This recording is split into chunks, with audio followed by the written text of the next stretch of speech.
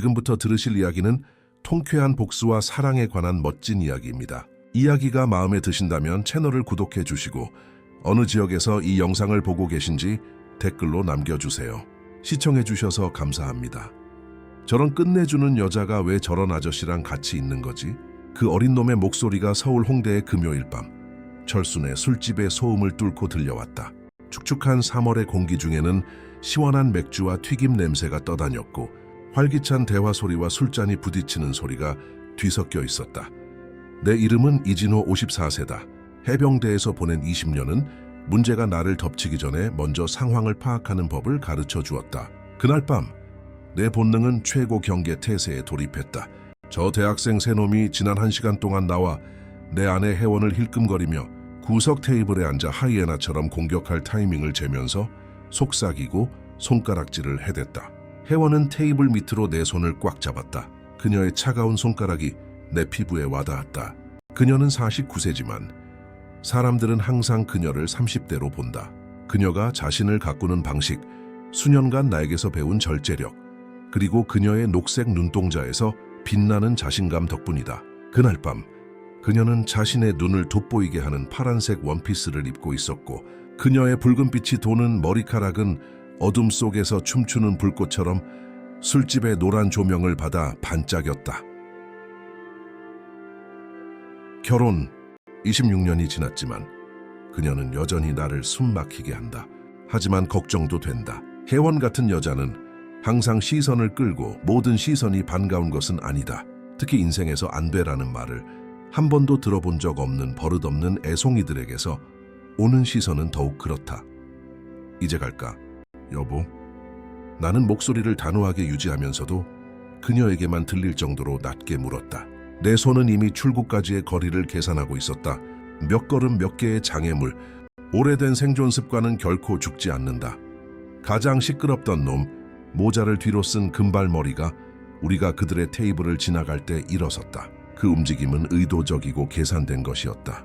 그는 주목받고 싶었고 소란을 피우고 싶었다. 그의 두 친구는 마치 그가 무슨 군대 행진이라도 이끄는 것처럼 그를 둘러쌌다. 금발놈은 내가 군인이었을 때 일주일치 월급보다 비쌀 법한 연세대 후드티를 입고 있었다. 물에 젖어도 75kg도 안 나갈 것 같았지만 세상의 주인인 양 행동했다 진심으로. 그가 술기운에 실제보다 더 용감해진 목소리로 술집의 절반이 들을 만큼 크게 말했다. 당신 같은 여자가 저런 남자랑 뭘 하는 거예요? 나는 멈췄다. 술집의 소음이 줄어드는 것 같았다. 마치 그 공간 자체가 숨을 죽이는 듯했다. 혜원은 내 팔을 더 세게 쥐었다. 그녀의 손가락이 셔츠를 뚫고 내 피부를 파고들었다. 곁눈질로 다른 손님들이 구경거리를 기대하는 듯 우리 쪽으로 고개를 돌리는 것이 보였다. 내가 젊은 해병대원으로 휴가 나왔을 때부터 나를 알던 나이든 바텐더 민수 씨가 컵을 닦다가 고개를 들었다. 그의 얼굴에는 걱정스러운 표정이 서려 있었다. 마치 그날 밤이 아무도 원치 않는 방향으로 흘러갈 것을 아는 듯했다. 아마 저 할아버지 기적이나 갈아주겠지. 두 번째 놈이 대화에 끼어들었다.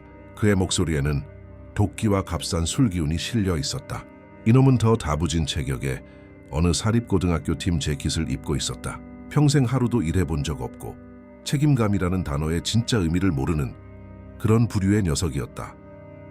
이봐요, 누나. 젊은 남자들이 뭘 할 수 있는지 보여줄게. 세 번째 놈, 기름지고 며칠은 감지 않은 듯한 머리를 한 키 크고 마른 녀석이 문으로 가는 우리 길을 막았다. 그래, 할아버지는 이제 서지도 않을걸. 나는 그 녀석들을 쳐다봤다. 정말로 똑똑히 쳐다봤다. 비디오 게임 컨트롤러보다 무거운 것은 잡아본 적 없는 부드러운 손, 평범한 노동자의 한 달 월급 값은 나갈 법한 명품 청바지, 평생 제대로 된 주먹질 한번 해본 적 없고 영화만 너무 많이 봐서 자신이 터프하다고 착각하는 그런 종류의 애송이들. 하지만 그 이상이 있었다. 젊은 날의 오만함 너머로 나를 불편하게 하는 무언가가 있었다. 그것은 그들이 혜원을 바라보는 방식이었다. 감탄이나 평범한 욕망이 아니었다. 소유욕이었다. 마치 그녀가 자기들이 원하면 그냥 가질 수 있는 물건인 것처럼. 그래, 물론이지 친구. 나는 천천히 고개를 끄덕이며 말했다. 혜원은 내 목소리 톤을 알아챌 만큼 나를 잘 안다. 교관보다 더 잘 안다고 생각하는 훈련병들을 다룰 때 쓰던 말투와 같았다. 차분하고 인내심 있고 위험한 금발 녀석은 나의 자제력을 나약함으로 착각했다. 그는 마치 싸움을 준비하는 수탉처럼 가슴을 부풀렸고 그의 친구들은 돈 받고 응원하는 관객처럼 뒤에서 웃었다. 그게 무슨 뜻이에요, 아저씨? 그의 목소리는 더 많은 관심을 끌려는 듯 더 커졌다. 아무것도 아니야. 나는 말했지만 내 머리는 이미 전술 모드로 전환되고 있었다. 우린 그냥 가는 길이야. 하지만 혜원과 내가 출구로 향하는 동안 나는 그들이 우리 뒤에 있다는 것을 느낄 수 있었다. 방 안의 기운이 완전히 바뀌었다. 조용한 축하의 밤으로 시작했던 것이 이제 막 잘못될 위기에 처한 군사작전의 팽팽한 긴장감으로 가득 찼다. 민수 씨가 나를 보며 가볍게 고개를 저었다. 마치 그의 가게가 곧 목격하게 될 일에 대해 사과하는 것 같았다.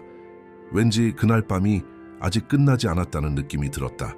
20년간의 군 복무 기간 동안 나를 살아남게 했던 바로 그 본능, 위험이 다가오고 있음을 알 때 뱃속에서 느껴지는 그 감각이었다. 20년 전이었다면 나는 이 상황을 다르게 처리했을 것이다.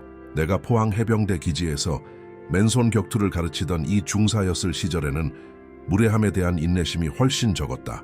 그 시절에는 저 금발 녀석 같은 애송이는 훨씬 더 직접적이고 고통스러운 방식으로 교훈을 얻었을 것이다. 하지만 혜원이 그것을 바꾸었다. 그녀는 진정한 힘이란 자신을 터프하다고 생각하는 모든 양아치에게 자신을 증명하는 것이 아니라고 가르쳐 주었다. 그들의 수준으로 자신을 낮추지 않고 소중한 것을 지키는 것이라고. 나는 1998년 세 번째 해외 파병 직후에 그녀를 만났다. 그녀는 국군수도병원에서 간호사로 일하며 나처럼 배낭 이상의 것을 짊어지고 돌아온 사람들을 돌보고 있었다. 우리는 보이지 않는 상처, 한밤중에 우리를 깨우는 기억, 인생을 영원히 바꿔놓은 결정들의 무게를 짊어지고 돌아왔다. 처음 그녀를 봤을 때 그녀는 결코 자신을 놓아주지 않는 악몽 때문에 울고 있는 한 2차 세계대전 참전 노병의 손을 잡고 있었다. 그녀가 그를 위로하는 방식에는 내가 전에 본 적 없는 힘과 부드러움의 조합이 있었다. 그때 나는 그녀가 다른 사람이라는 것을 알았다. 우리는 1년 후 기지 내 성당에서 조촐한 결혼식을 올렸다.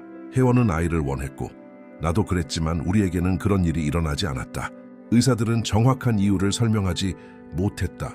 아마도 군 복무 중 화학 물질에 노출된 세월 때문이었을 수도 있고 그냥 운명이었을 수도 있다.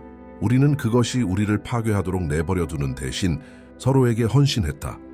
그녀는 내가 민간인 생활로의 힘든 전환을 겪을 때 나를 지지해 주었다. 내가 제복 없이 20년 동안 내 정체성을 정의했던 군대 조직 없이 내가 누구인지 알아내려고 애쓰고 있을 때였다. 그리고 나는 그녀가 간호대학에 복학하기로 결정했을 때, 그리고 나중에는 주말마다 풀타임으로 일하면서 병원 경영학 석사 과정을 밟을 때 그녀를 지지했다. 이제 그녀는 서울 최고의 전문가 중 한 명으로 세브란스 병원의 외상센터를 책임지고 있다. 오늘 밤은 특별한 날이어야 했다. 혜원은 5년간의 노력 끝에 막 부서장으로 승진했고 우리는 20여 년 전 첫 데이트를 했던 철순의 술집에서 축하하고 있었다. 같은 구석 테이블, 같은 금요일 밤의 인파. 우리가 젊고 돈 없던 시절부터 우리를 기억하는 같은 바텐더. 내가 아직 민간인 생활에 적응 중이었고 혜원이 대학을 졸업해 가던 그 시절부터. 하지만 그 대학생 놈들은 밤새 우리를 지켜보고 있었다. 우리가 들어올 때부터 나는 그들을 알아챘다. 혜원이 코트를 벗어 내가 승진 선물로 사준 원피스를 드러냈을 때 그들의 대화가 멈추는 방식, 잡지를 보는 남학생들처럼 서로를 쿡쿡 찌르고 낄낄거리는 방식, 금발놈이 아무런 존중이나 신중함 없이 그녀를 더 잘 보려고 계속 목을 빼는 방식. 나는 해외의 술집에서 술 취한 군인이 자기 것이 아닌 것을 원하기로 결정했을 때 저런 눈빛을 본 적이 있었다.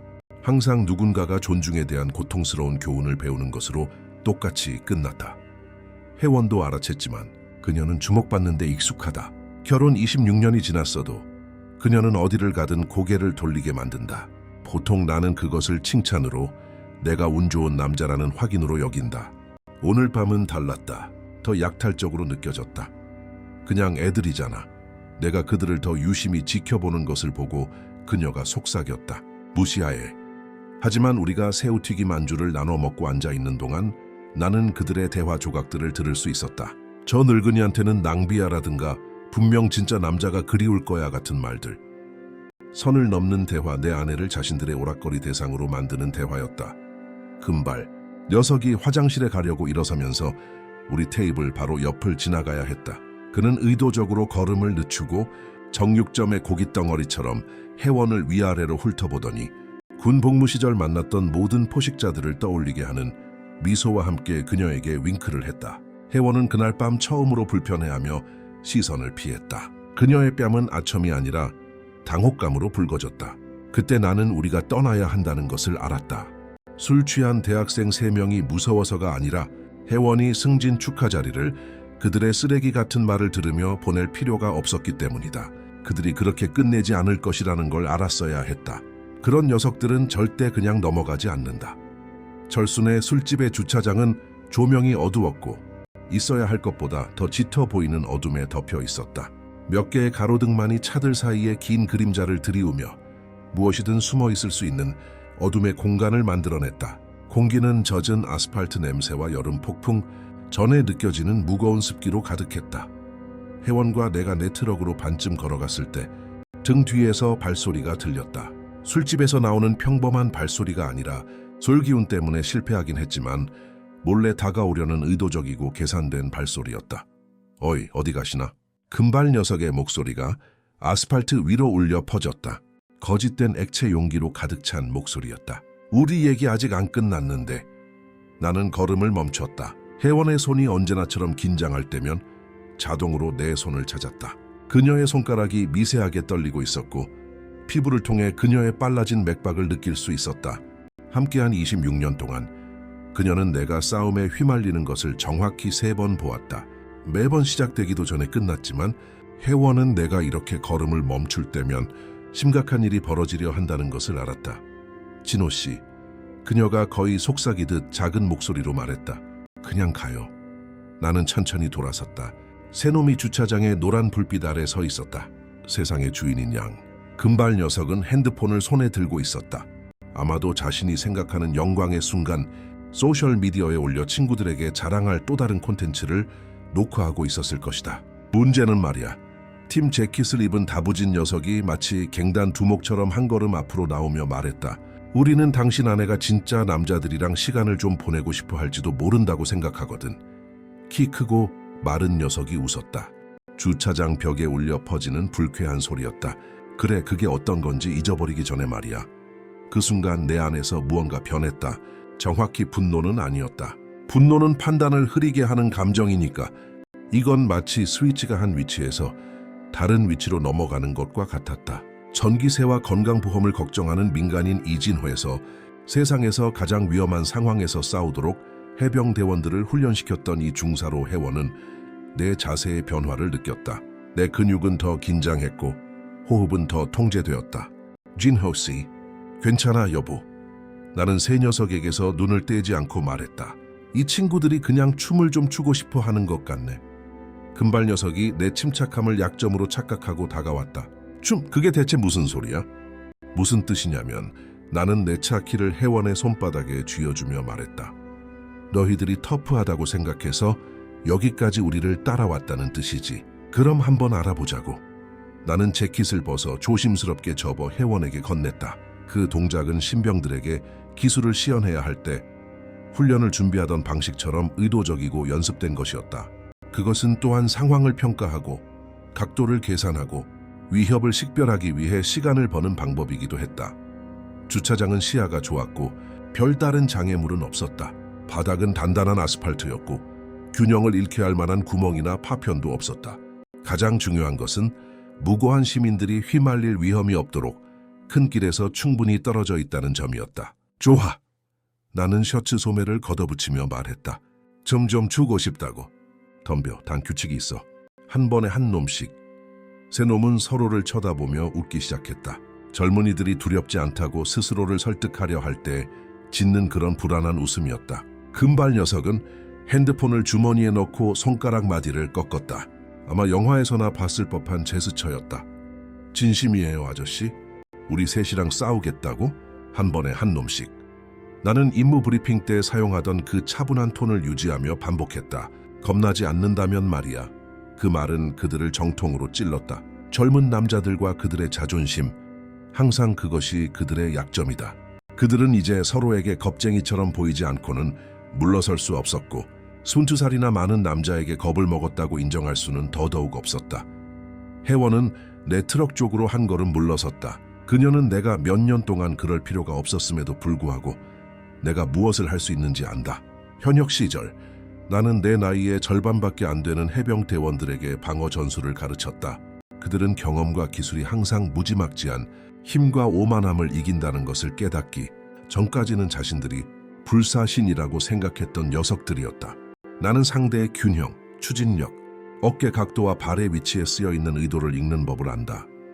이 녀석들은 자신들이 무슨 짓을 하고 있는지 전혀 몰랐다. 그들은 움직이기로 결정하기도 전에 모든 움직임을 예고하고 있었다. 금발 녀석이 어깨를 돌리며 전진할 준비를 했다. 다른 두 놈은 숫자가 우위를 줄 것이라 생각하며 그를 양옆에서 호위했다. 그들이 이해하지 못하는 것은 20년간의 훈련은 민간인 옷을 입고 눈가에 주름이 좀 생겼다고 해서 사라지는 것이 아니라는 점이다. 사실 나이가 들면서 인내심이 생긴다. 그리고 인내심은 마구잡이로 주먹을 휘두르는 젊은 멍청이와 언제 어떻게 움직여야 하는지 정확히 아는 베테랑의 차이다. 금발 녀석이 먼저 나에게 달려들었다. 내가 예상했던 그대로였다. 대학생들은 항상 전략이 아닌 자존심으로 앞장선다. 우릴 애송이라고 부른 갑시야 할배. 그가 소리치며 아마도 파괴적인 라이트 훅이라고 생각했을 주먹을 휘둘렀다. 나는 그가 주먹을 날리는 것을 좋기 3초는 되는 것처럼 지켜봤다. 그의 체중이 뒷발로 옮겨지고 어깨가 떨어지고 온몸이 용수철처럼 감겼다. 교과서적이었고 너무나 뻔해서 어떤 기초 격투 교관이라도 수 킬로미터 밖에서 알아챌 수 있었을 것이다. 해병대에서는 아드레날린이 모든 것을 슬로우 모션처럼 보이게 해서 뭐가 오는지 정확히 볼 수 있다고 말한다. 하지만 그건 아드레날린에 지배당하는 게 아니라 그것을 사용하도록 훈련받았을 때만 통하는 얘기다. 나는 왼쪽으로 딱 한 걸음만 비켜섰다. 그의 주먹은 내 귓가를 윙소리를 내며 스쳐 지나갔고 그의 모든 추진력을 싣고 있었다. 그 녀석은 내 얼굴을 맞춰서 전진 운동을 멈출 셈으로 가진 힘을 전부 그 한 방에 실었다. 그가 허공만 때렸을 때 물리학이 지배했다. 그는 균형을 잃고 앞으로 비틀거렸고 균형을 되찾으려 팔을 허우적거렸다. 나는 그를 밀 필요조차 없었다. 그냥 길을 비켜주었고 그는 스스로 철순의 술집의 벽돌벽에 얼굴을 쳐박았다. 그 소리는 잘 익은 수박이 콘크리트에 부딪히는 소리 같았다. 주차장에 울려 퍼지는 축축하고 결정적인 소리에 그의 친구들조차 본능적으로 뒷걸음질 쳤다. 태미나, 팀 재킷을 입은 다부진 녀석이 친구를 도우러 달려가며 소리쳤다. 하지만 강태민은 이미 끝난 상태였다.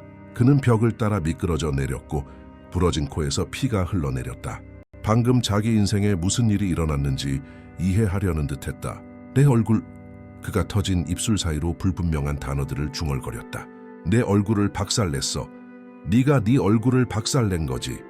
나는 셔츠에서 상상의 먼지를 털어내며 말했다. 나는 그냥 길을 비켜줬을 뿐이야. 팀 재킷을 입은 녀석, 밤동안 금발놈이 그를 몇 번 준형이라고 부르는 것을 들었다. 박준형은 다른 눈으로 나를 쳐다봤다. 오만함의 일부가 사라지고 의심스럽게도 공포와 비슷한 무언가로 대체되었다. 하지만 그는 여전히 상황을 완코히 할 수 있다고 생각할 만큼 어렸다. 태민이는 운이 좋았을 뿐이에요. 준형이 마치 권투 선수가 시합을 준비하듯 재킷을 벗으며 말했다. 난 고등학교 때 미식축구 선수였다고. 잘 됐네. 나는 편안하지만 균형 잡힌 자세를 취하며 말했다. 미식축구는 똑바로 달려오는 사람들을 향해 똑바로 달리는 법을 가르쳐주지.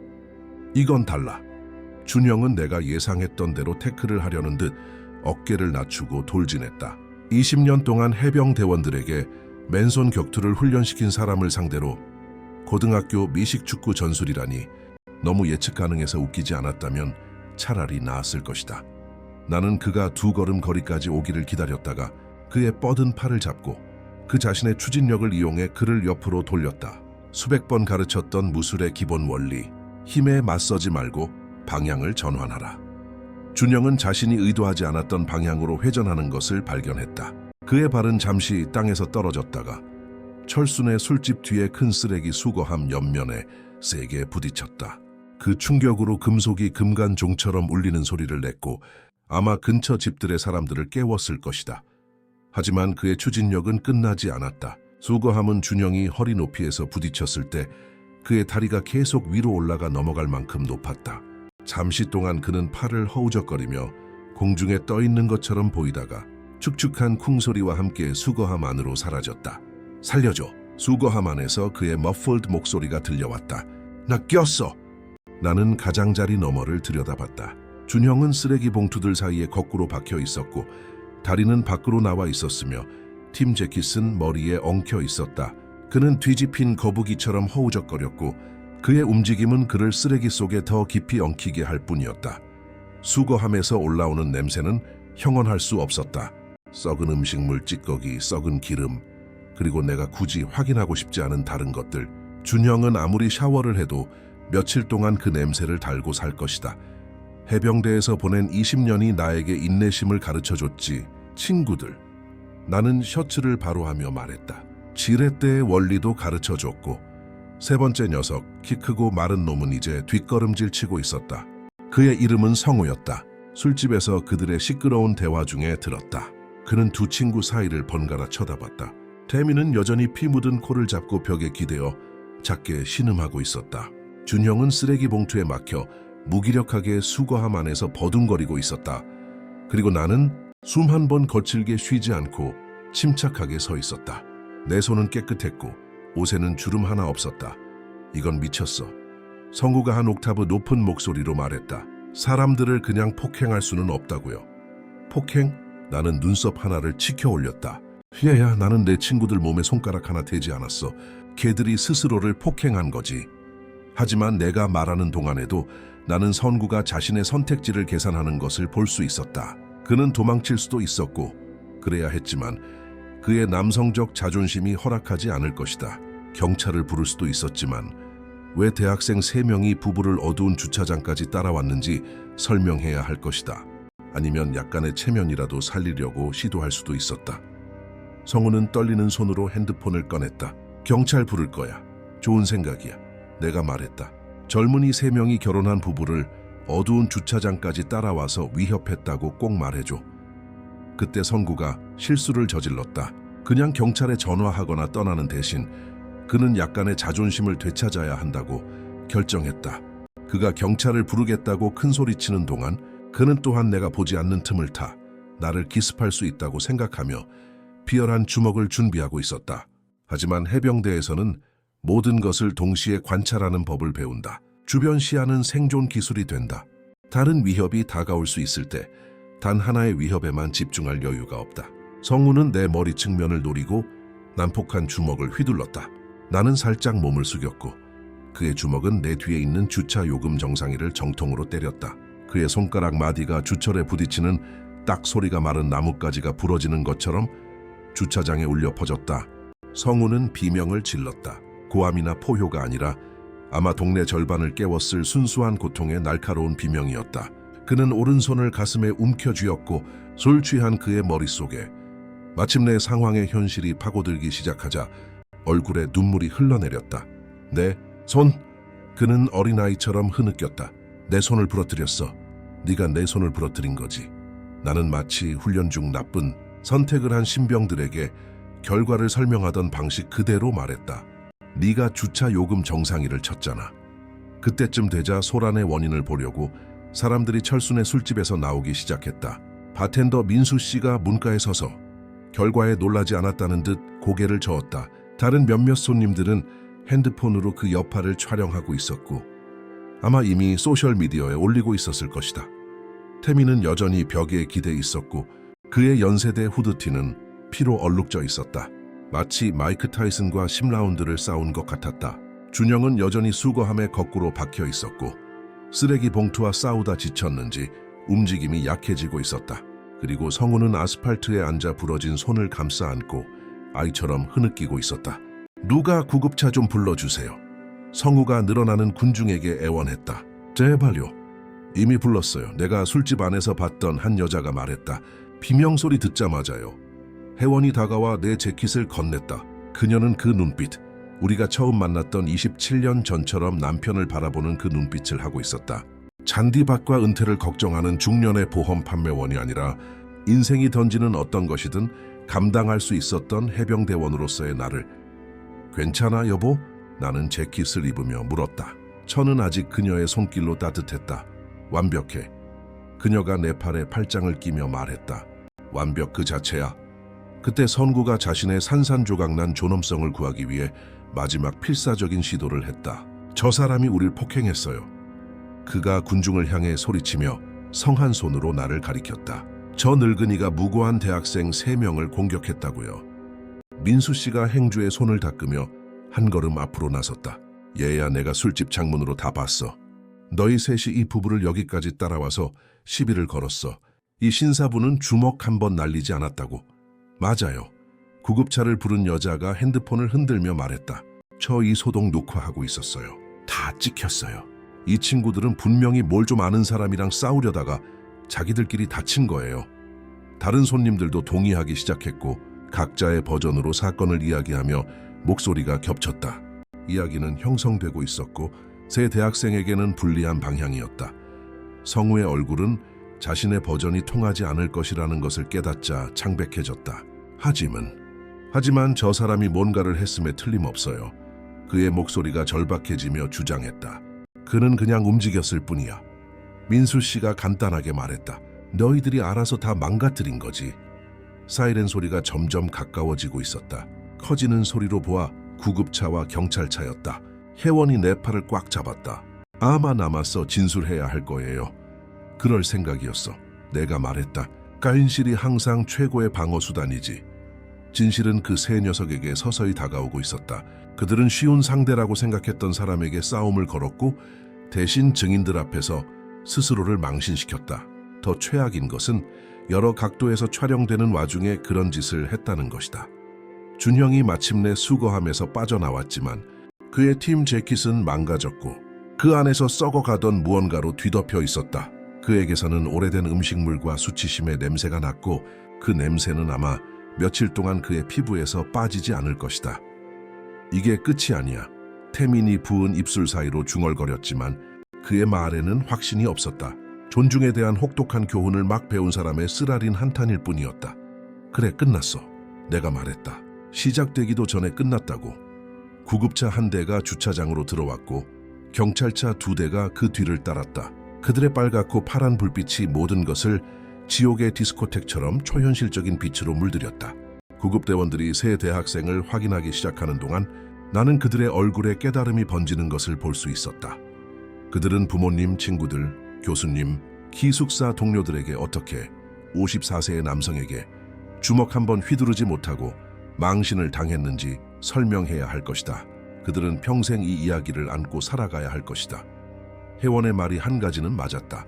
우리가 기념일 저녁 식사를 이렇게 끝내려고 계획한 것은 아니었지만 어쩐지 이게 딱 맞는 결말처럼 느껴졌다. 박은영 경위가 우리 진술을 받는 동안 그녀의 파트너인 조 경사는 세 학생을 상대했다. 나는 혜원이 일하는 병원의 재향군인 지원단체 활동을 통해 박경희를 몇 년 전부터 알고 있었다. 그녀는 극적인 이야기에 휘둘리지 않는 유능한 경찰관이었다. 그녀는 전문적인 관심을 가지고 내 설명을 들었고 때때로 증인들이 자발적으로 제공한 핸드폰 영상들을 쳐다봤다. 주차장은 증거로 가득했고 모두 우리 버전의 사건에 유리했다. 그러니까 제가 제대로 이해했는지 확인해보죠. 박경희가 노트를 검토하며 말했다.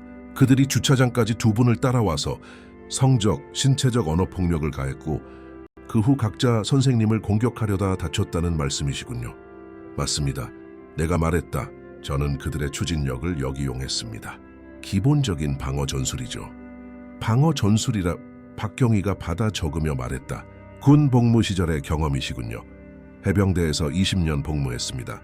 나는 확인시켜 주었다. 중사로 2018년에 전역했습니다. 혜원은 내 옆에 서서 여전히 내 손을 잡고 있었다. 내가 질문에 답할 때마다 그녀가 내 손가락을 꽉 쥐는 방식에서 그녀의 자부심을 느낄 수 있었다. 수년간 그저 간호부장의 남편으로만 지내다가 다시 예전의 군인이었던 나로 보여지는 것은 낯선 기분이었다. 구급차 근처에서 세 녀석은 응급처치를 받고 있었다. 태민은 코와 이마에 꿰맬 상처가 필요했고 얼굴은 베인 상처와 멍으로 도로 지도처럼 보였다. 성우의 손은 확실히 부러졌고 붓고 보라색으로 변한 것을 보니 여러 군데 부러졌을 가능성이 높았다. 준형은 신체적으로는 거의 다치지 않았지만 여전히 쓰레기 냄새가 났고 그의 존엄성은 너덜너덜해졌다. 문제는 조 경사가 그 녀석들을 신문하던 곳에서 다가오며 말했다. 그들의 이야기가 증인들이 본 것과 일치하지 않는다는 겁니다.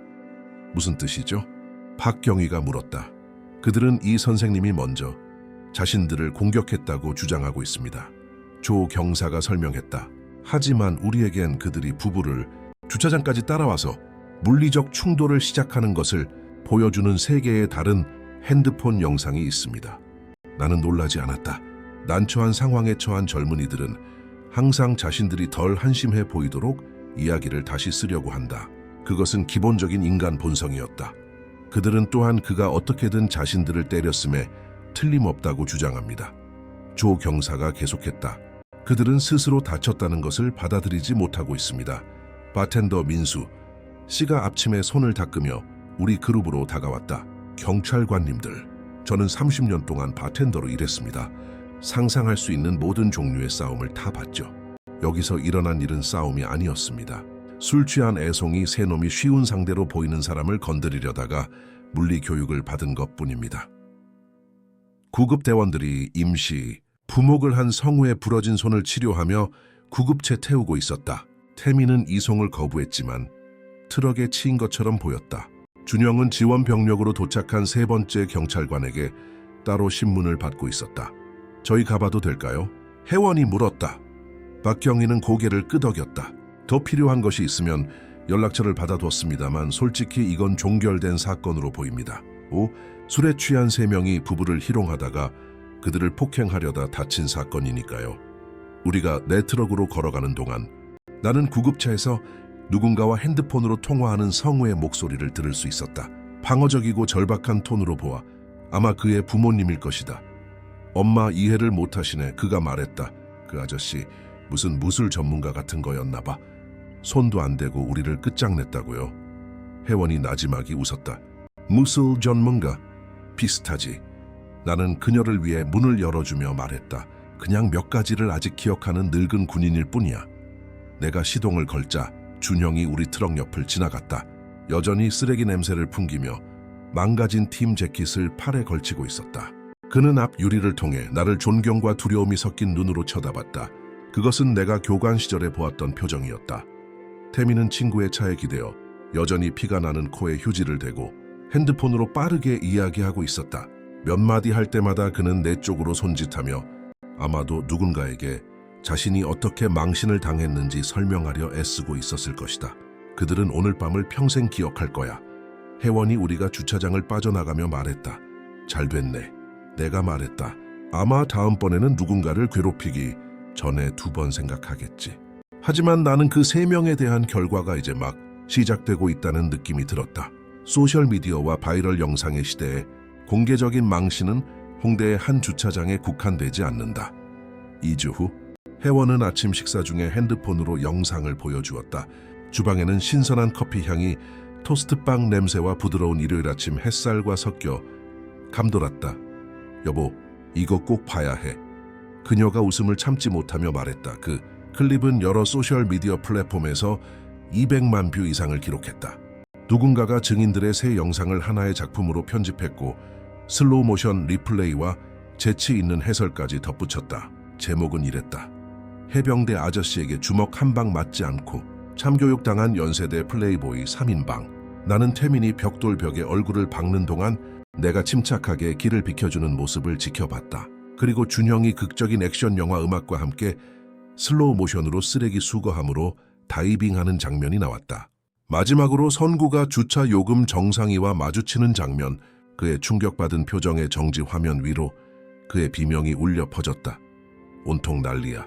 혜원이 댓글을 스크롤하며 말했다. 트위터, 인스타그램, 틱톡, 누군가는 밈으로도 만들었어. 대학생에 대한 댓글은 잔인했다. 물리학한테.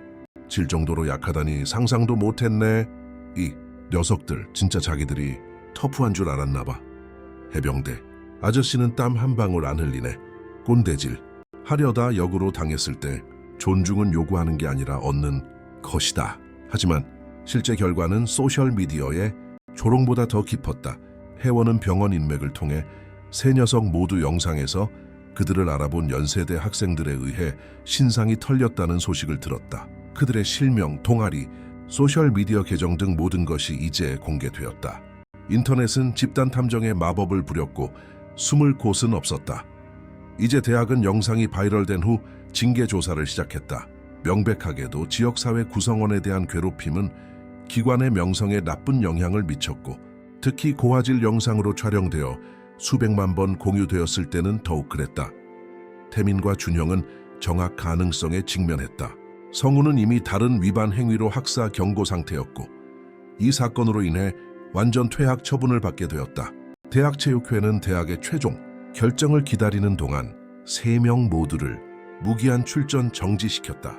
그들에게 자신들이 건드릴 수 없는 존재라고 가르쳤던 바로 그 조직이 이제는 연관성이 자금 지원 프로그램에 해를 끼칠 것을 두려워하며 가능한 한 빨리 그들과 거리를 두고 있었다. 이거 봐. 혜원이 개인적으로 그들을 안다고 주장하는 사람의 댓글을 보여주었다. 이 녀석들 캠퍼스 주인인 것처럼 행동하곤 했지. 이제는 사람들이 비웃어서 어디에도 얼굴을 내밀지 못해. 바이럴 영상은 현대 사회의 결과에 대한 사례 연구가 되었다. 주의 모든 대학 캠퍼스 보안 사무실에서는 괴롭힘과 폭력에 대한 발표 자료로 사용하고 있었다. 모든 자기 방어 강사들은 적절한 훈련이 어떻게 폭력 없이 위협을 무력화할 수 있는지 보여주기 위해 이 영상을 보여주고 있었다. 나이든 부부를 망신 주려고 생각하며 밤을 시작했던 새 젊은이는 대신 인터넷의 몇 주간의 오락거리를 자신들의 희생으로 제공했다. 하지만 혜원도 나도 예상하지 못했던 반전이 있었다. 사건이 있고 3개월 후 나는 슈퍼마켓에서 줄을 서 있는데 누군가 내 어깨를 두드리는 것을 느꼈다. 돌아보니 철순의 술집에서 모든 것을 시작했던 금발 녀석 태민이었다. 그는 완전히 달라 보였다. 더 마르고 더 진지해졌고 이마에는 벽돌벽에 부딪혔던 곳에 얇은 흉터가 있었다. 이진호 선생님? 그가 머뭇거리는 목소리로 말했다. 잠깐 이야기 좀 할 수 있을까요? 나의 첫 반응은 긴장이었다. 오래된 본능은 쉽게 죽지 않는다. 하지만 그때 나는 그의 눈을 보았다. 거기에는 분노도 복수심도 없었다. 의심스럽게도 부끄러움처럼 보이는 무언가만 있었다. 물론이지. 나는 줄에서 벗어나며 말했다. 그냥 말씀드리고 싶었어요. 그가 시작했다가 분명히 말을 고르며 멈췄다. 사과하고 싶었어요. 그날 밤 우리가 한 짓에 대해서요. 제가 한 짓에 대해서요. 나는 잠시 그의 얼굴을 살폈다. 젊은 날의 오만함은 완전히 사라지고 진정으로 반성하는 것처럼 보이는 무언가로 대체되었다. 그래서 나는 더 듣고 싶어서 말했다. 저는 연세대에서 퇴학당했어요. 그가 계속했다. 장학금도 잃었고요. 부모님은 너무 창피해하셔서 저를 지방에 계신 할머니 댁으로 보내셨어요. 그는 이마에 흉터를 쓸며 잠시 말을 멈췄다. 근데 웃긴 게 뭔지 아세요? 그게 제 인생에서 일어난 최고의 일이었어요. 이제 나는 정말로 흥미가 생겼다. 무세운 뜻이지. 할머니 댁에는 인터넷이 없어요. 그가 설명했다. 소셜미디어도 없고 온라인에서 영상을 보지도 않으세요. 그냥 힘든 시기를 겪고 있는 손자로만 저를 봐주셨어요. 할머니는 저를 텃밭에서 일하게 하시고 이웃 어르신들 장 보는 걸 돕게 하시고 요리하는 법을 가르쳐 주셨어요. 그는 내 눈을 똑바로 쳐다봤다. 제 인생에서 처음으로 사람들을 존중하는 것이 무엇을 의미하는지 배워야 했어요. 진심으로요. 태민은 지방의 전문대학에 등록했고 절물점에서 아르바이트하며 번 돈으로 직접 학비를 내고 있다고 말했다. 그가 계획했던 화려한 삶은 아니었지만 자신의 손으로 만들어가는 삶이었다. 가끔 그 영상을 봐요. 그가 말했다. 다시는 되고 싶지 않은 제 모습을 기억하기 위해서요. 내 친구들은 내가 물었다.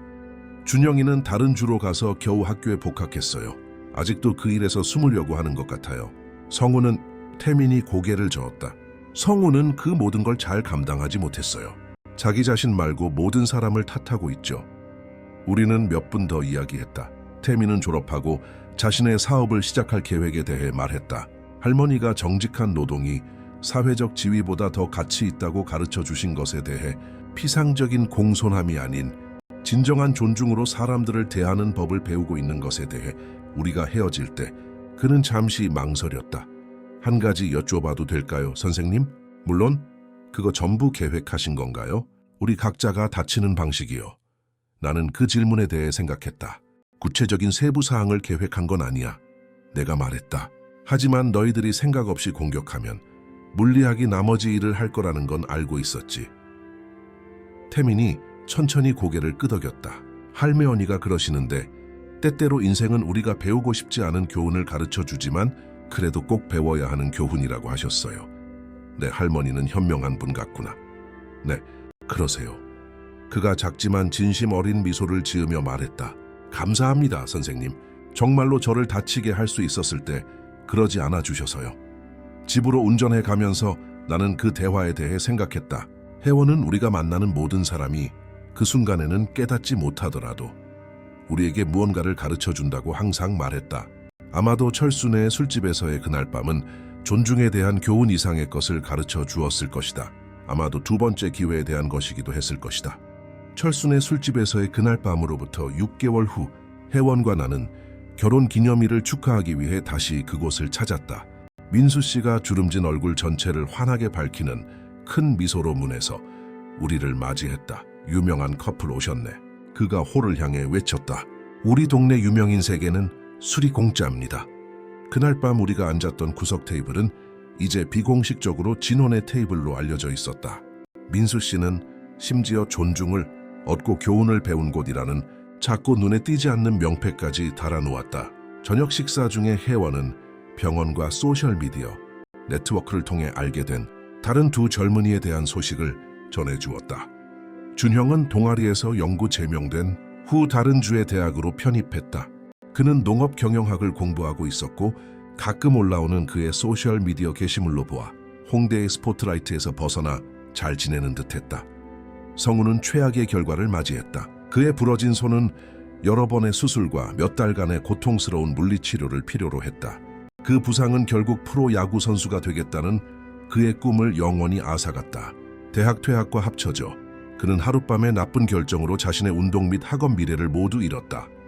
혜원이 들은 바에 따르면 그는 부모님과 함께 살면서 자신의 정체성을 정의한다고 생각했던 모든 것을 잃은 후 찾아온 우울증을 극복하기 위해 상담 치료를 받고 있었다. 그들이 안쓰럽게 느껴진 적이 있어요? 혜원이 섬세하게 구운 연어를 자르며 물었다. 나는 몇 달 전 그들의 추락을 목격했던 바로 그 금요일 밤의 인파를 바라보며 잠시 생각에 잠겼다. 데이트하는 젊은 커플들, 저녁 식사하는 가족들, 우리처럼 조용한 밤을 즐기는 나이든 사람들. 삶은 평범한 흐름을 따라가고 있었다. 그들이 선택한 거야. 나는 마침내 말했다. 행동에는 결과가 따르지. 나는 그들이 그 교훈을 다른 방법보다 조금 더 빨리 배우도록 도와줬을 뿐이야. 혜원이 미소를 지으며 레드 와인잔을 들어 올렸다. 그럼 결과를 위하여, 결과를 위하여. 나도 동의하며 그녀의 잔에 내 잔을 부딪혔다. 그날 밤 철순의 술집을 나설 때 나는 혜원을 위해 문을 잡아주었고 새 젊은이가 인생에서 가장 힘든 교훈을 배웠던 주차장으로 그녀가 들어서는 것을 지켜봤다. 가로등 불빛은 똑같은 긴 그림자를 들이우고 있었지만 이제 모든 것이 다르게 느껴졌다. 평화롭게 해결된 것처럼. 태민, 준형, 성우는 세상이 단지 요구한다고 해서 존중을 빚지는 것이 아니라는 것을 발견했다. 진정한 힘은 자신보다 약해 보이는 사람들을 위협하는 것이 아니라는 것을, 어떤 교훈은 가장 힘든 방법으로만 배울 수 있다는 것을. 공개적인 망신은 소셜, 미디어 플랫폼과 그들의 실제 삶을 통해 그들을 따라다녔고 친구 관계, 학업 기회, 그리고 그들의 공동체 내에서의 사회적 지위를 앗아갔다.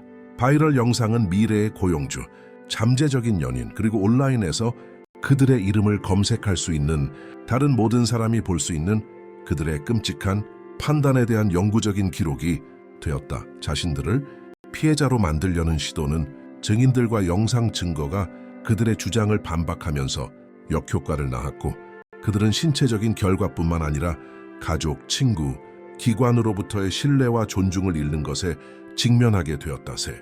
사람은 어떤 실수는 그것이 저질러진 순간을 훨씬 넘어 울려 퍼진다는 것을 배웠다. 20초의 나쁜 결정이 미래 전체를 재구성할 수 있다는 것을. 한 사람의 진정한 성격은 모든 것이 잘 될 때가 아니라 역경에 직면했을 때 드러난다는 것을. 때때로 최고의 승리는 결코 주먹을 날릴 필요가 없는 승리다. 때때로 가장 큰 힘은 인생이 스스로의 교훈을 가르치도록 내버려 두는 데 있다. 그리고 때때로 아주 가끔은 그 교훈이 뇌리에 박힌다. 적어도 몇몇에게는 말이다.